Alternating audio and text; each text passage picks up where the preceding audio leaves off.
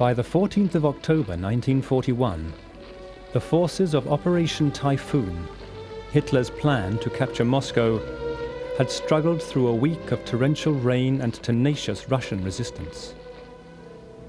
The roads had disintegrated into canals of bottomless mud, along which wheeled vehicles could drive only at a snail's pace and only if they were towed by tanks.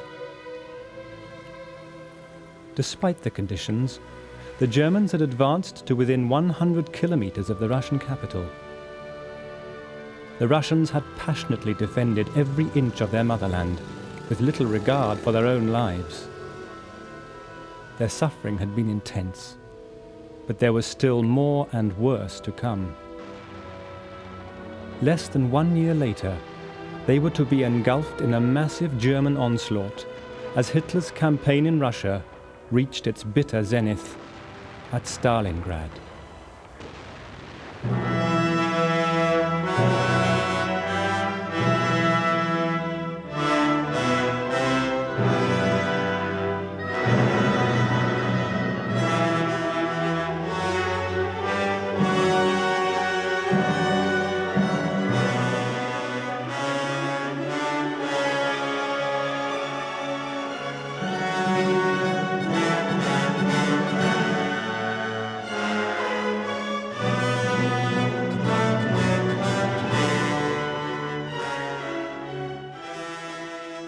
In Moscow, the nerve center of the Soviet Union, the proximity of the German armies threw the inhabitants into total disarray.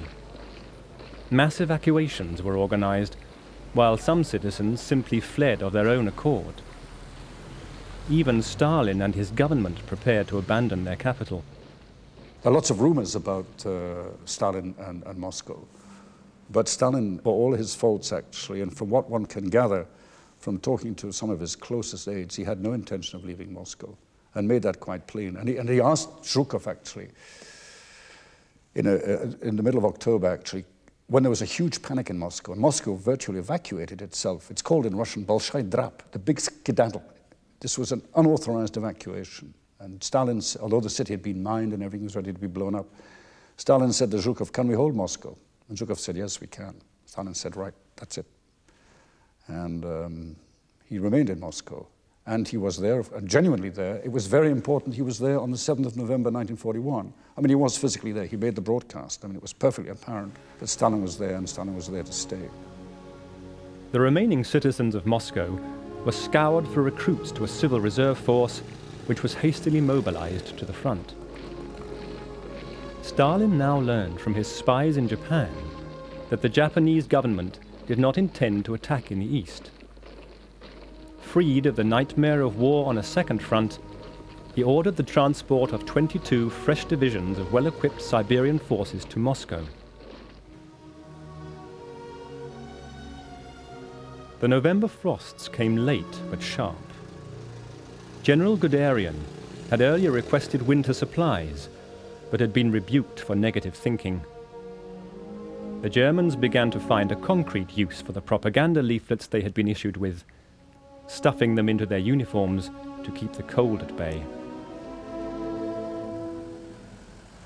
In Moscow, Stalin struggled to kindle the flame of citizen morale by staging the traditional Revolution Day parade despite the dangers of aerial bombardment.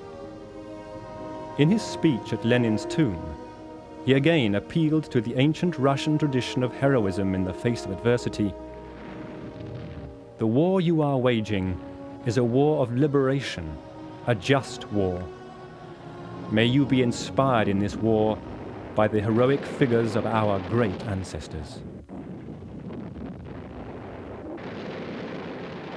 Hitler had insisted that his armies should divide and approach Moscow from the north and south simultaneously. By the end of November, they were only 30 kilometers from their target. The spires of the Kremlin were tantalizingly within their gaze. But Hitler's arrogance in failing to provide winter supplies was now disastrously limiting their progress.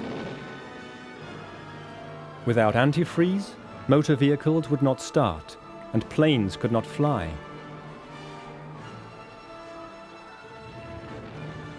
In a final assault, which had begun on the 1st of December, the Germans came as close as 15 kilometers to Moscow. Zhukov's western front then began to drive back the northern arm of their encirclement, and southern front halted Guderian's forces around Tula to the south. Mobile groups of Russians destroyed fuel dumps and artillery deep behind the German lines. The troops of the Third Reich now faced fully equipped Russian infantry, snugly clad in their felt boots and greatcoats. Harried by ski battalions, they watched their enemies' T-34 tanks crash through snow and woodland, while their own panzers sluggishly negotiated the roadways. German morale wilted. The hard-pressed soldiers, most of them still clad in their summer uniforms and tight leather boots, fell back rapidly, often abandoning huge caches of equipment in their haste.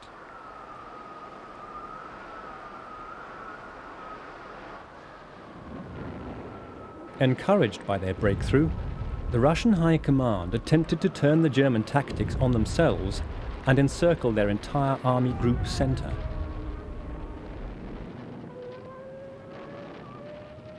Despite Hitler's orders to stand firm, by the end of the year, the Germans had withdrawn up to 150 kilometers from Moscow.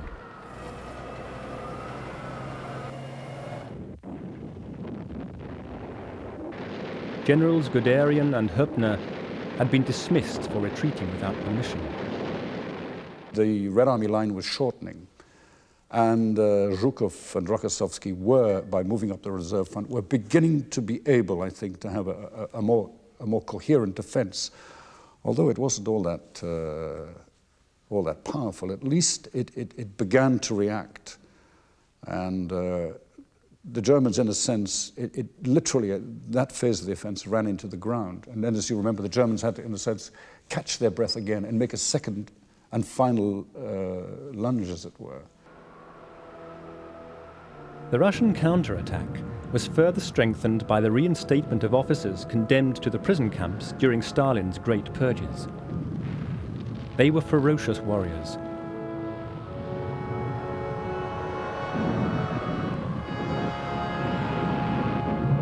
As the wounded commander of the 222nd Rifles told his German interrogators,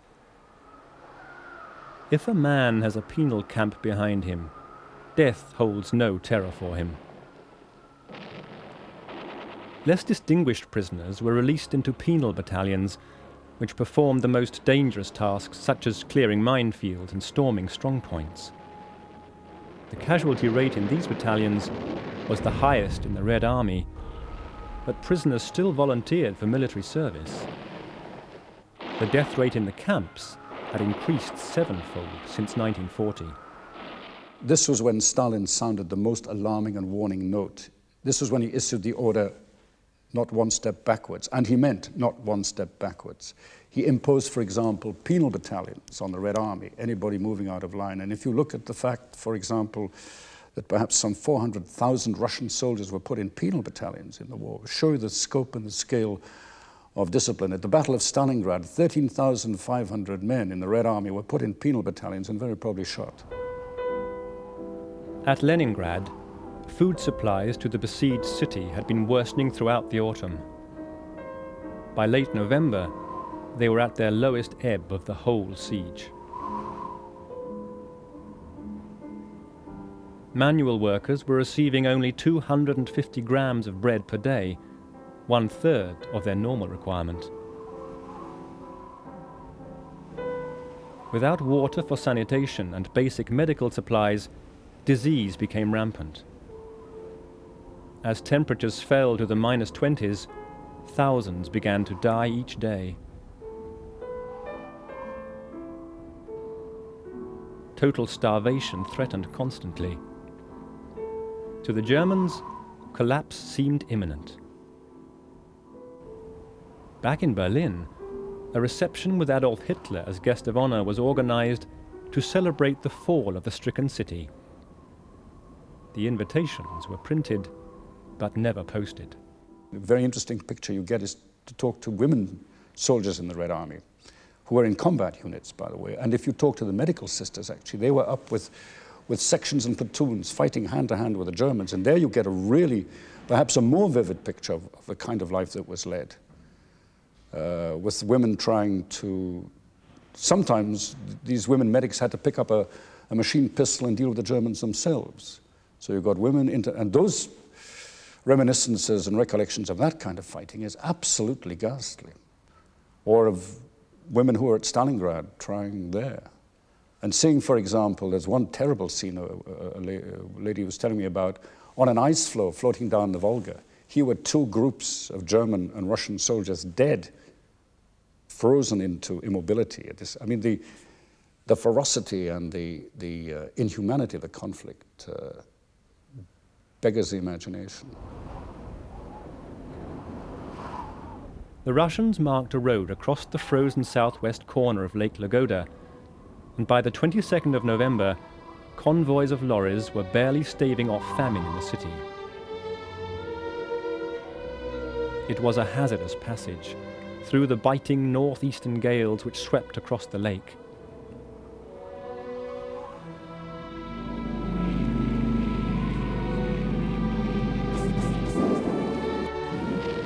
Yet, for all its horror, the Russians knew that defending this lifeline to the city was the only possibility of keeping the inhabitants alive.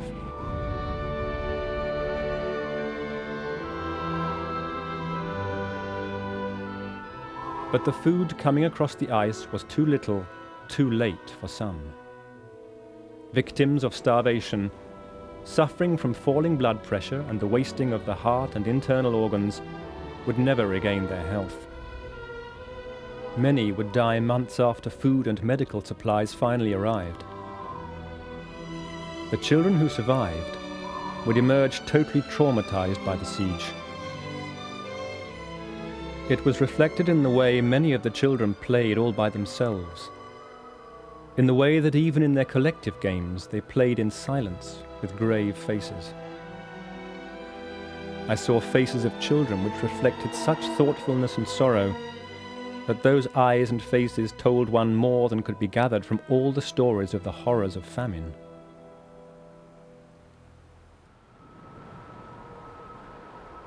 As the new year approached, there was every reason for Stalin to feel optimistic about the outcome of the war. The German blitzkrieg had slowed to a crawl, halted, and was now grinding into reverse.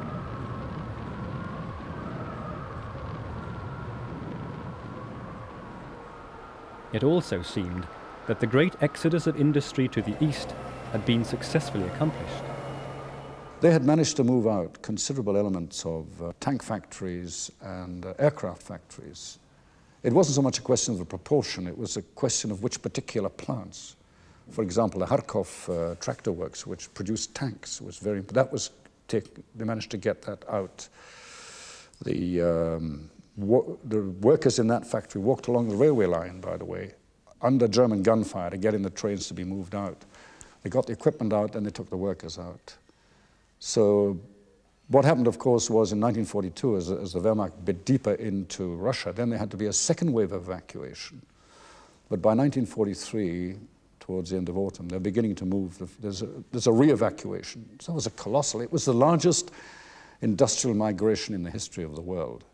Well over, I think it's about 1,900 plants were moved eastwards, and then, even without infrastructure there, factories were put on the bare ground. And in one aircraft factory, within, I think it was about 17 days of being relocated, they were producing their first aircraft. While the next 3 months would prove critical, the economic war had been put on a sound footing. Before November, the Soviet Union had lost between 1/2 and 2/3 of its productive capacity in coal, pig iron, steel and aluminium, along with 1/4 of its engineering capacity. Its total industrial output had been halved. The eastern industrial enclaves rapidly became the cornerstone of the Russian war effort. the instant expansion of the Ural, Siberian and Kazakhstan centers of production in the first year of the war was nothing short of miraculous. The conditions of work were horrendous. Many of the evacuated workers were laboring in sub-zero temperatures while the factories were still being constructed around them. They slept on the floors beside their machines, or in crude dugouts next to the factories. Food was scarce and medical resources virtually non-existent. In the first phase of the relocation, output per head was poor, and the mortality rate among the workers was high. By the summer of 1942, output had begun to climb. As conditions improved, the production levels rose until the contribution of these areas reached 2.5 times the production of the entire pre-war Soviet economy. On land, the T-34 tank was now becoming standard, to the dismay of the German panzer groups. When the first of these medium tanks was met by the 17th Panzers, they found that their shells simply bounced off its heavy, sloped armour, while its high-velocity 76mm turret gun proved devastating. It ploughed through the advancing Germans for 9 miles before being halted by a field artillery howitzer at short range. Its powerful diesel engine enabled it to sail over terrain that the panzers totally balked at. But despite Soviet optimism, the war was far from nearing its end.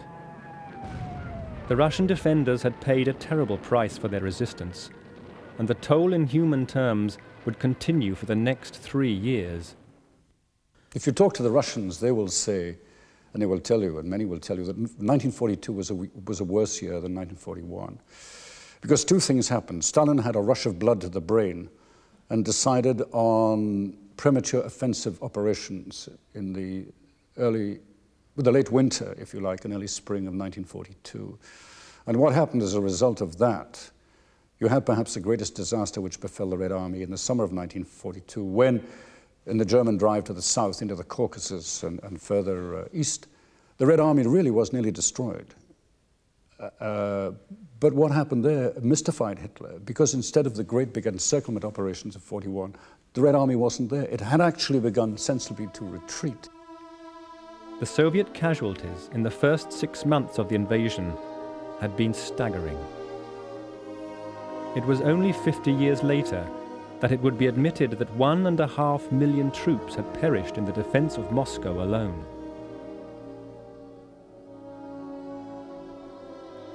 Many of those who were taken prisoner by the Germans fared worse than the dead. The German High Command alleged that the Russians had refused to abide by the Geneva Convention on the treatment of prisoners of war and encouraged German troops to seek revenge on such barbarous subhumans. The Soviet Union had in fact undertaken to observe the Geneva Protocols, and through neutral Sweden had requested that Germany do the same. Germany's response was to shoot Russian prisoners out of hand, to gas them, starve them, and deprive them of the medical supplies necessary for their survival. Many were crammed into rail carts and left in sidings to perish. Others were force-marched until they died from exhaustion. More were simply exposed to the deadly cruelties of the Russian winter. Hundreds of thousands of Soviet prisoners had been murdered by 1942, and this was to set an horrendous trend which would continue throughout the course of the war. The Germans made no provision for their prisoners of war. They were left in the open, they were starved, they were beaten, they were shot, they were used. As a matter of fact, the German army very frequently used the bodies of Russian prisoners as emergency bridging equipment, to try. So the degree of barbarization which set in at a very early stage in the Soviet-German War, the Great Patriotic War, was a feature which persisted until the very last day of that war. And it was deliberate, and it was organized, it was systematic. And although the German army has tried to make excuses for itself, saying it had no part of it, this is simply not true. Indeed, if you look at Manstein's early orders in 1941, he is as enthusiastic for this barbaric policy as was anybody else. So it simply wasn't the Einsatzgruppen or the SS who did it. The German soldier finally was relieved of all sense of criminal responsibility under German military law. He was, from that point of view, an unbridled and unchecked agent. And don't worry, he took full advantage of it. The total number of Russian prisoners to be captured would eventually be reckoned at 5.5 million.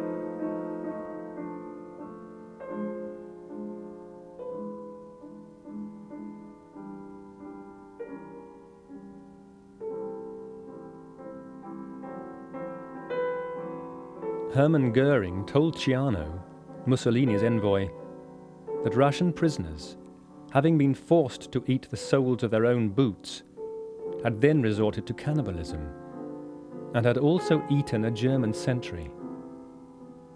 Some nations, he continued, must be decimated. There is nothing to be done about it. The paltry figure of 3.5 million slaughtered Russian POWs was a drop in the ocean for Reichsführer SS Heinrich Himmler. Himmler's plans for the new order in Europe envisaged the reduction of its Slav population by at least 30 million.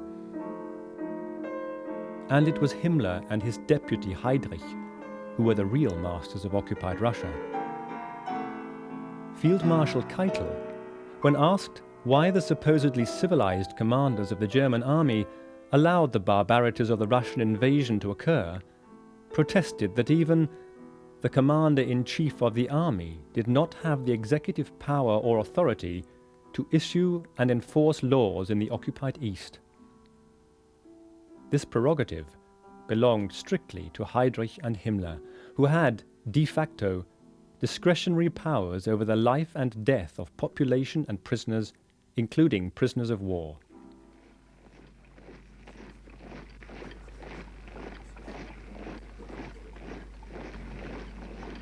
Himmler's sinister executioners, the Schutzstaffen, or SS, became the supreme rulers of Western Russia.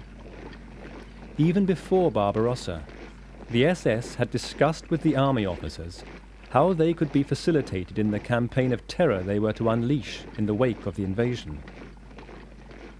In May 1941, 4 Einsatzgruppen were formed, with the primary aim of eliminating the ideological opponents of the Reich. Soviet officials, commissars and Jews were to be rounded up and shot to death. In the event, those who were dispatched swiftly by a bullet were the fortunate.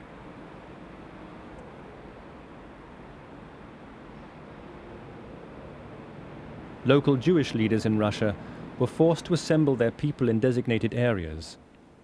From these collection points, they were transported to killing fields, where they were stripped of their clothing and riddled with machine gun fire. The sheer numbers involved often meant that the wounded were also tipped into the burial pits and covered up to suffocate. At Kiev in September 1941, over 33,000 Jews were murdered in a single operation which lasted 2 days.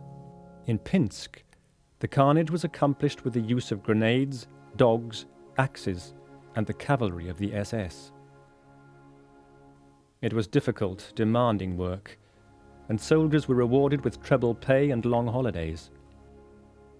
Erich Ohlendorf, one of the Einsatzgruppen commanders, boasted that he had personally disposed of 90,000 victims, mainly Jews, in the first year of the war.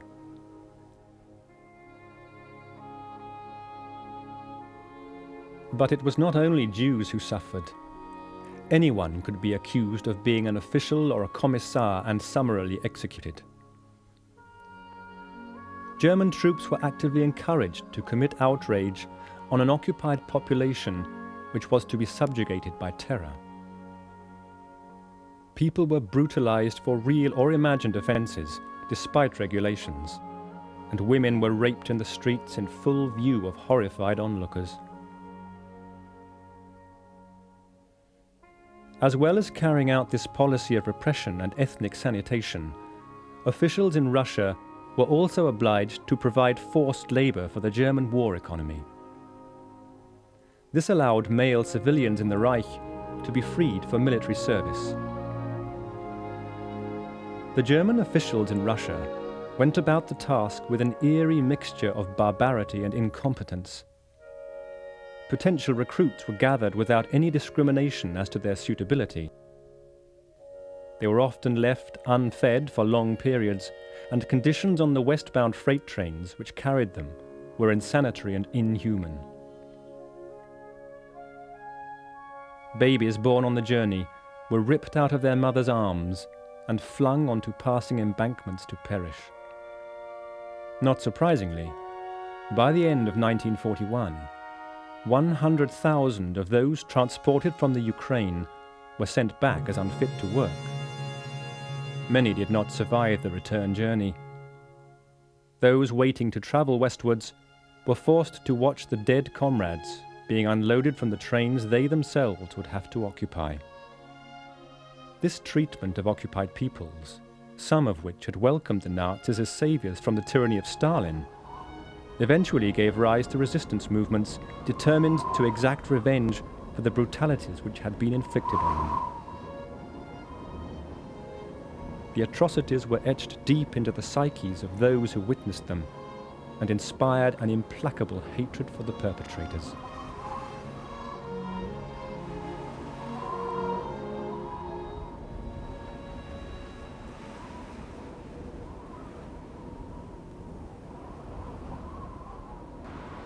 Hitler was rapidly losing faith in the commanders who had failed to bring Barbarossa to a successful conclusion.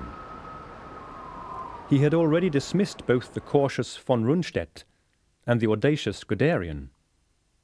The friction between Hitler and his generals became vocal and more rancorous as the winter wore on.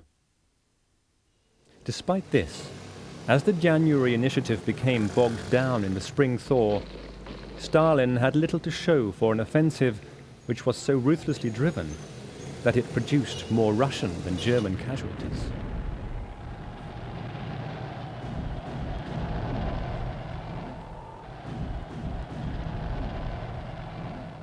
The Volkov front managed to penetrate von Lieb's Army Group North, but its Second Shock Army were isolated at the spearhead of the penetration, and the attack was repulsed.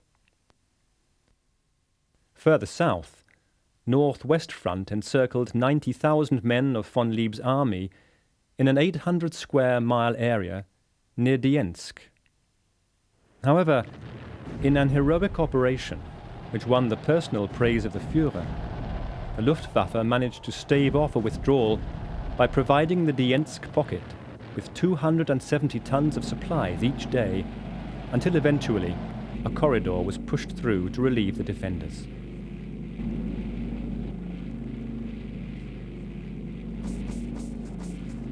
The 29th Army of the Kalanin Front, which had almost completed an encirclement of a large portion of Army Group Center, was itself surrounded and destroyed.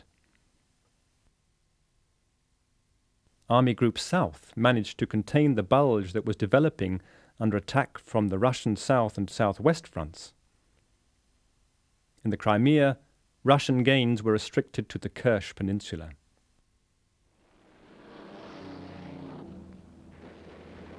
It had been the most brutal winter in living memory, and both sides emerged exhausted, although the German armies should have been well prepared for the terrible conditions. Army General Meretskov wrote, "I will never forget the endless forests, the bogs, the waterlogged peat fields, the potholed roads, the punishing battle with the forces of the enemy that went on side by side with the equally punishing battle with the forces of nature.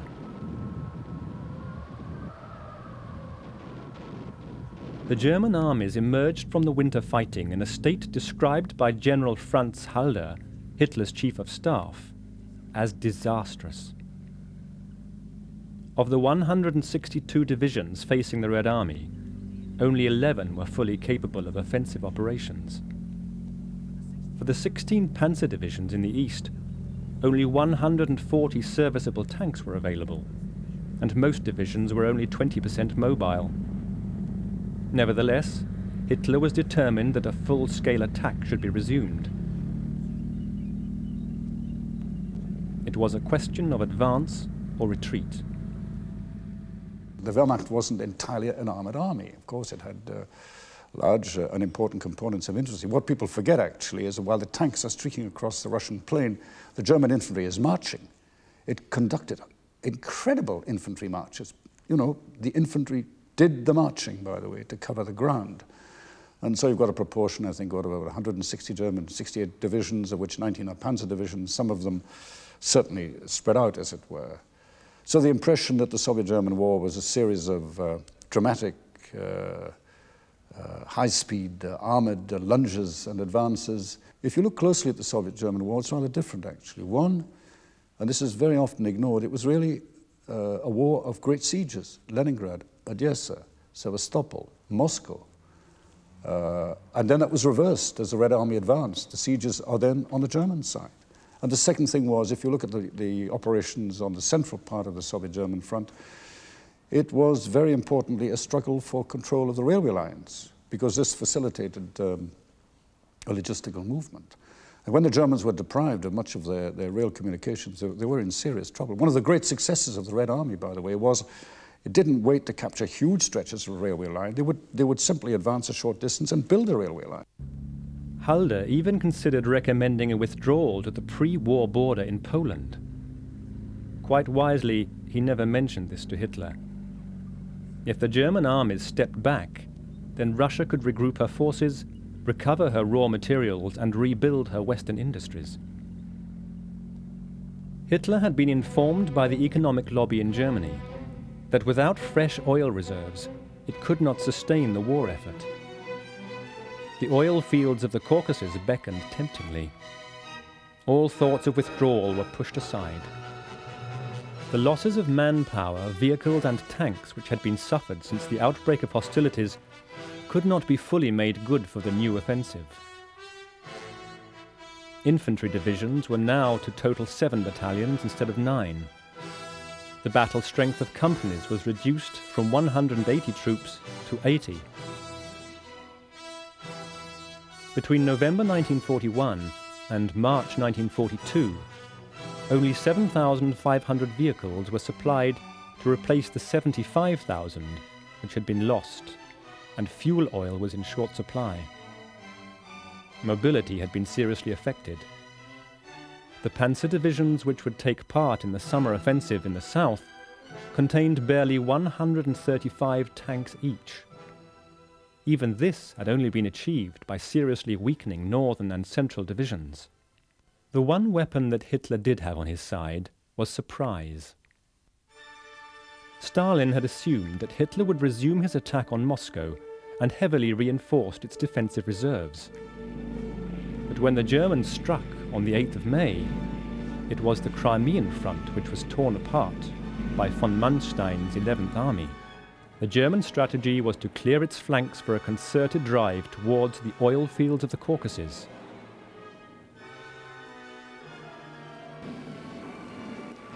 While von Manstein subdued the Crimea, Timoshenko's southwest front, which lay on the northern flank of the drive, was to be destroyed by the 9th and 57th Armies.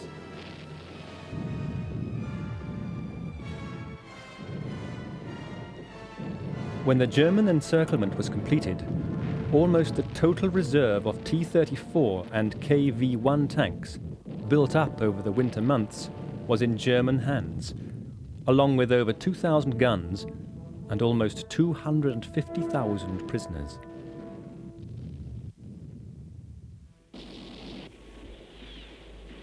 In the south, von Manstein had by now entered the final phase of his Crimean campaign, and only the fortress of Sebastopol, besieged since the previous year, was still under Soviet control.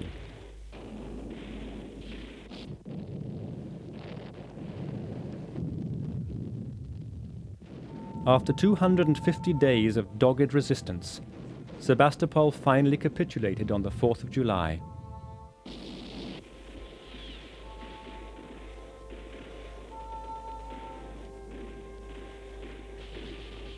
The victorious troops were ordered north to Leningrad despite pleas to cross the Kerch Strait and bolster the main offensive. The German forces were now organized into two groups. Army Group B struck eastwards from Kursk to the north and Kharkov to the south, but failed to encircle the retreating Soviet forces. Hitler, convinced that the main body of the Red Army had retreated to the area north of Rostov, ordered a huge encirclement of the city. In doing so, he pulled the 4th Panzer Army away from its advance down the Donetsk corridor towards Stalingrad. It was a fatal mistake. Von Kleist was to write later, "The 4th Panzer Army was advancing on my left. It could have taken Stalingrad without a fight at the end of July, but was diverted south to help me in crossing the Don. I did not need its aid. It merely congested the roads I was using. When it turned north again, a fortnight later, the Russians had gathered just sufficient forces at Stalingrad to check it." After taking Rostov, Army Group A continued along the Black Sea coast toward the foothills of the Caucasus. Hitler had planned to take Stalingrad and then proceed southwards. He was now committed to achieving both objectives simultaneously. By late August, Army Group A was running into stiff resistance from the newly formed Trans-Caucasus Front, defending the span of the huge mountain chain from the Black Sea to the Caspian.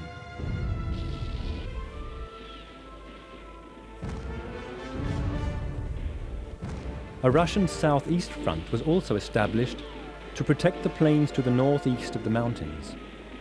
The Caucasus front contained Georgians, Armenians and Azerians who were well aware of what a German invasion would mean for themselves and their families. Their resistance was desperate and determined. Approximately half the adult males of Georgia would eventually sacrifice themselves in the bitter struggle for their homeland.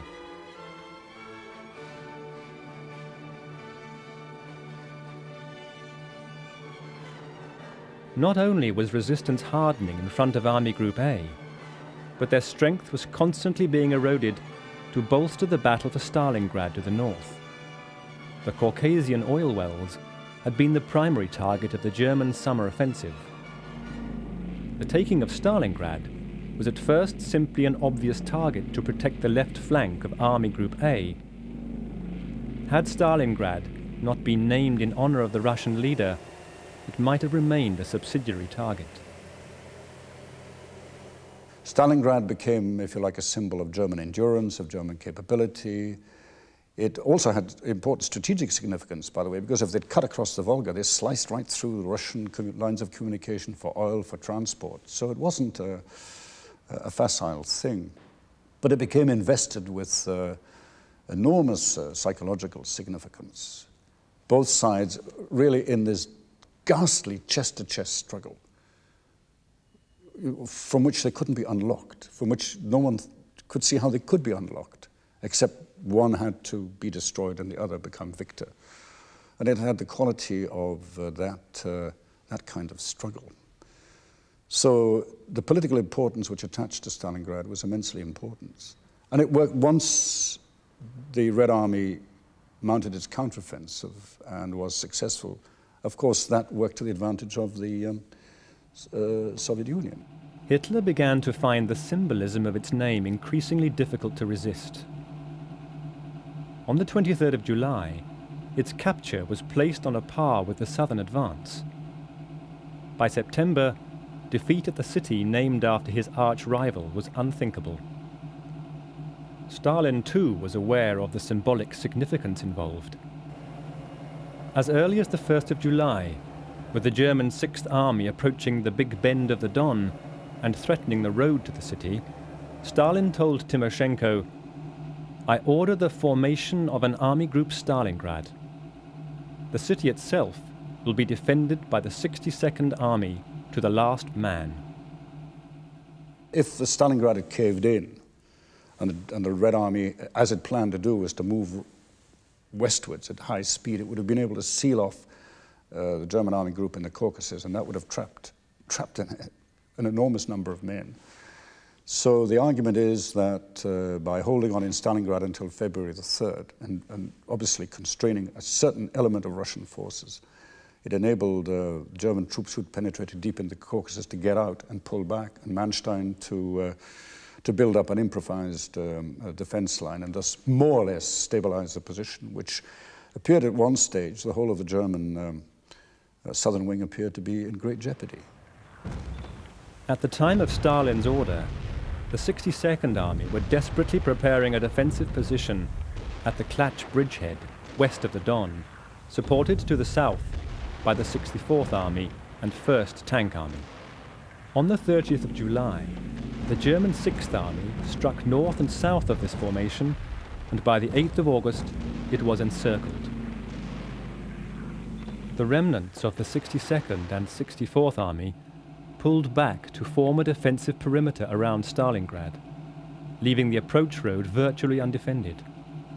On the 23rd of August, the 6th Army under General Friedrich Paulus and the 4th Panzer Army crossed the Don and sped towards the city. Despite the resolute defense of the outnumbered Soviet forces, the Germans crashed through the suburbs. Only a rapid withdrawal to the inner city on the 30th of August prevented a complete encirclement of the forward defences. The depleted Russian ranks were bolstered by the addition of 125,000 adult citizens and 7,000 male youths between the ages of 13 and 17. Workers in the munitions factories handed over weapons and equipment to their soldiers as soon as they came off the production lines. As the battle grew in intensity, they were forced to use them themselves. In their eagerness for a rapid victory, the Germans made a severe tactical error. While the firebombing of the Luftwaffe, which was ordered as a prelude to the final assault, created major structural damage, it also constricted the mobility of the attackers. It turned the struggle for occupation into a Rattenkrieg, a rat's war, through the rubble-choked thoroughfares of the city. German tank superiority and aerial dominance counted for very little. The German army's whole tactical training had been concerned with how to avoid such a war of vicious attrition.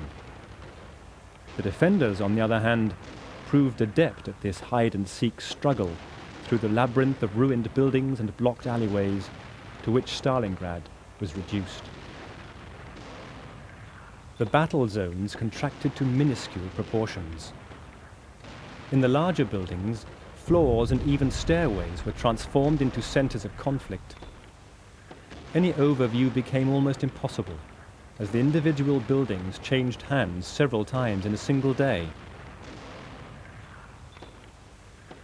Back in Germany, the slow progress of its army gave rise to jokes, parodying the official reports from the front. Today, our troops captured a 2-roomed flat with kitchen, toilet and bathroom. They managed to retain 2/3 of it, despite hard-fought counterattacks from the enemy. Nevertheless, the sheer weight of the German attack began to tell. By mid-September, the defense of the city seemed on the point of being overwhelmed.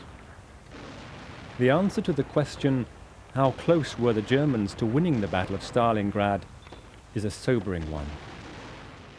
About 400 yards, because the final stages of the German attack in November had driven Marshal Chuikov right down to the water's edge, and he had his headquarters actually on the water's edge. They were never pushed off, but it got to the stage where the battle, which was a horrendous affair, was grinding down Russian battalion after Russian battalion, as it was with the Germans, by the way.